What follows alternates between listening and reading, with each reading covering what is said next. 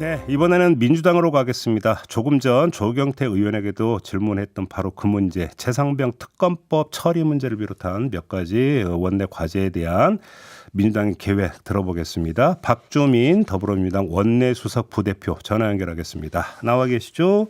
네, 안녕하십니까. 네, 일단 당선을 축하드립니다. 네, 감사합니다. 네, 삼선 의원 되시는 겁니까, 의원님? 네, 이번에 이제 22대가 개원하게 되면 3선이 되는 거죠. 아, 네. 그래요.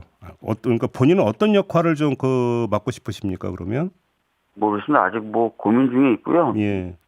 그 고민을 뭐 제대로 하기도 힘들 정도로 지금 일들이 쌓여 있네요. 네. 바로 그 일들에 대한 질문으로 넘어가겠습니다. 그러면 네. 5월 2일에 최상병 특검법을 본회의에서 처리하는 일정이 맞습니까? 그러니까 저희가 내부적으로 논의한 일정은 5월 2일 날 처리를 해보자라는 겁니다. 그러나 다 아시는 것처럼 국회 본회의 일정을 잡기 위해서는 우리 당만의 결심으로는 안 되는 거지 않습니까? 그렇죠. 이제 의장이라든지 또는 여당과의 협의가 필요한 거고요. 그래서 오늘부터 여당 등과 좀 논의를 본격적으로 진행을 해보려고 하고 있습니다. 그러면 5월 1일이라는 날짜가 김진표 의장이나 윤재호 국민의힘 원내대표고 얘기가 끝난 일정은 아닌 거군요. 그러면. 예, 얘기가 끝난 일정은 아닙니다. 근데 저희가 지난주에 안철수 의원하고 인터뷰할 때도 그랬고 조금 전에 인터뷰했던 조경태 의원도 그렇고 최상병 특검법 반대하지 않는다라는 어떤 이런 목소리가 좀 국민의힘 내부에서 나오고 있는데 그러면 좀 합의 처리도 가능하지 않겠습니까?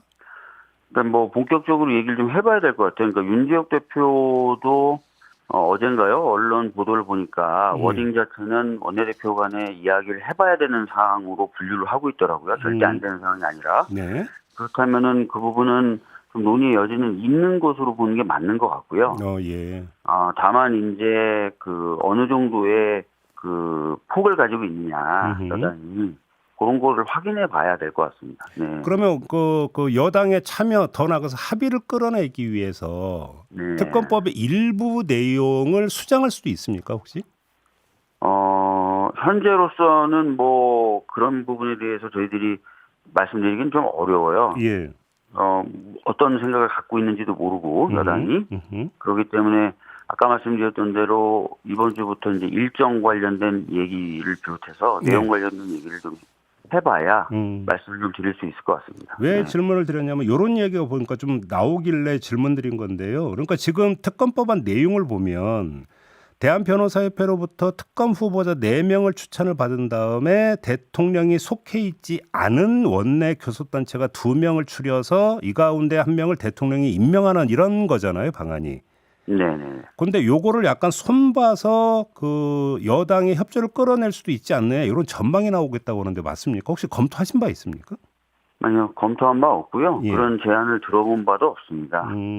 가장 중요한 거는 최수근 상병의 어이없는 희생, 그 다음에 그것을 둘러싼 외화 우욕을 가장 정확하고 투명하게 드러낼 수 있는 시스템으로 설계돼야 된다는 거예요. 저희들 입장은. 예. 그래서 여당이 어떤 생각을 갖고 있는지 모르고 어떤 제안을 할지 모르지만 그런 원칙을 훼손하는 내용이라면 저희들이 받아들이기는 어렵겠죠. 알겠습니다. 하나만 더요. 그 전에도 한번 질문드린 바가 있었는데 이종섭 특검법도 지금 발의된 상태지 않습니까? 네, 제가 대표 발의해서 발의해 놓은 상태입니다. 혹시 이 내용을 어떤 최상병 특검법에 흡수를 해서 그냥 단일화로 처리할 가능성도 있습니까? 그러니까 항상 보면은 패스트 트랙으로 지정을 해놓고 나면은 그 이후에 여러 가지 사정 변경이 발생하더라고요. 그렇죠.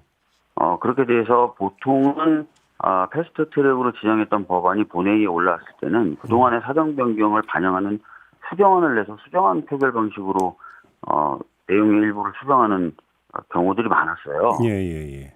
그래서 이번에도 이제 처리가 되는 상황이 되면은 그동안에 발생했던 상황들 중에 꼭 반영해야 될 내용들 추려가지고 반영하는 작업이 있을 겁니다. 그래요.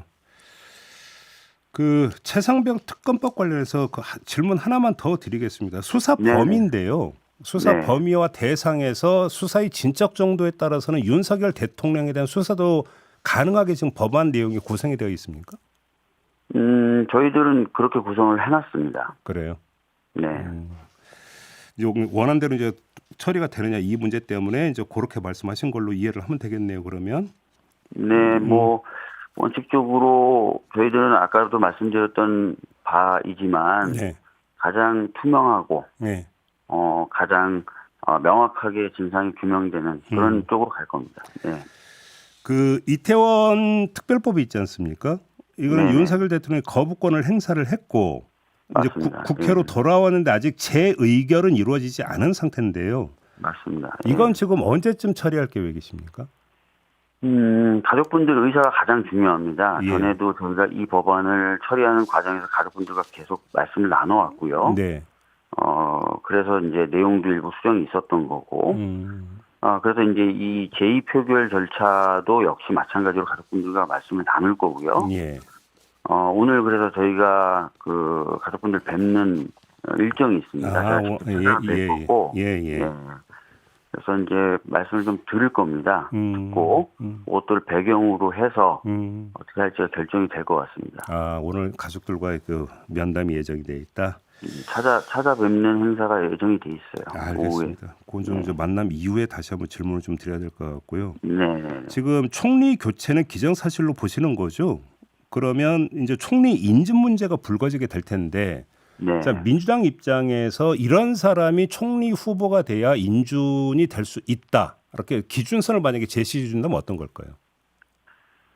기본적으로 이번 총선에 민의가 반영되는 인사여야 되겠죠. 네. 그렇다면 이번에 민의를 좀 살펴봐야 되는데 가장 대표적인 게 야당 등 여러 이견을 가진 그룹들과 소통하라 아니겠습니까? 네.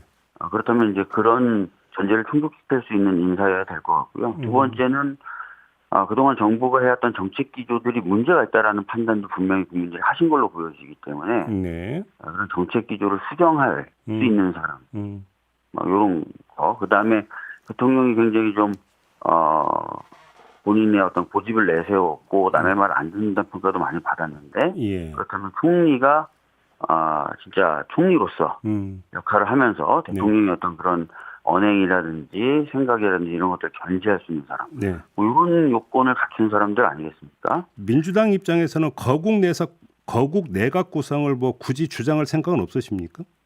현재 그런 것을 논의한 바는 없습니다. 당내에서 논의한 바는 없고요.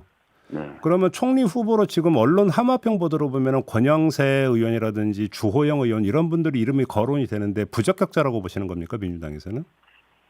지금 당장 거론되는 분들에 대해서 일일이 뭐 적격하다 부적격하다라고 말씀드리는 거는 예. 좀 지나친 부분이 있고 앞서가는 부분이 있는 것 같고요. 네. 후에 대통령이 이제 어느 가닥을 잡고 인사하느냐를 보고 명확하게 입장을 좀 밝히는 게 맞는 것 같습니다. 네. 하나만 더 조금 전에 조경태 의원한테도 질문드렸는데 오늘 동아일보 혹시 보셨습니까? 법률 수석 신설을 검토하고 있다는 보도가 나왔는데요. 아침에 MBC 측에서 그 보도 좀 보라 그래서 잠깐 봤습니다. 인터뷰 전에 잠깐 보라 그래가지고. 예. 어떻게 이게 이제 물론 사실 여부는 좀 확인이 필요합니다만. 사실 여부 확인 필요할 것 같은데요. 예. 네. 사실이라고 만약에 전제한다면 어떻게 평가하십니까? 사실상 민정수석의 부활로 보여져요. 네. 사실상 민정수석의 부활로 보여지고 그 의도에 대해서는 이제 해석을 좀 해봐야 될 것 같은데요. 만약에 검찰 등 사정기관에 대한 통제를 강화하려는 의도가 있다면 네. 이거는 총선의 민의를 완전히 거스르는 거죠. 저희들이 예의주시할 겁니다. 그래요. 예. 근데 일단 지금 그 여권 핵심 관계자는 사정 기능은 빠진다 이렇게 주장을 했다고 하는데요. 자체적 사정 기능을 얘기하는 거겠죠. 사정 기관에 대한 통제 기능이 아니라. 네. 네. 사정 기관이라고 할 수 있는 뭐 검찰이라든지 이런 부분에 대해서 네. 대통령실이 좀 틀어주려고 하는 시도, 그 부분은 저희들이 예의주시해서 그렇게 못하게 해야 되겠죠. 바람직하지 않으니까요. 그리고 그래요. 본인들이 해왔던 말하고도 안 맞죠. 그래요. 네. 알겠습니다. 시간이 다 됐는데 그 지금 어차피 이제 그 민주당도 이제 5월 둘째 주인가에 원내대표 선출을 한다면서요. 네네네. 그 지금 원내대표 그러니까 그 출마 예상자의 의원님 이름도 포함이 되는데 혹시 의사가 있으십니까? 뭐 지금 당장 뭐라고 말씀드리기는 어려울 것 같고요. 예. 뭐 저도 여러 가지 고민은 하겠죠. 예. 예. 그러면 무슨 선거 있을 때마다 저도 이름이 거론되니까. 그래요.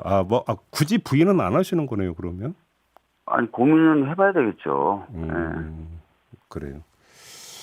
알겠습니다. 그 김건희 특검법 같은 경우는 지금 네. 어차피 임기가 얼마 안 남은 21대 국회에서 뭐를 다시 할 수 있는 여지는 별로 없다고 봐야 되는 거죠. 22대 국회 가서나 다시 얘기가 될 수 있는 거라고 봐야 되겠죠. 그렇습니다. 시간상으로 지금 상임위를 운영해서 예. 법안을 올리고 하는 것 자체가 어렵고요. 예. 특히 이제 아시다시피 법사위법입니다. 특검법은. 예.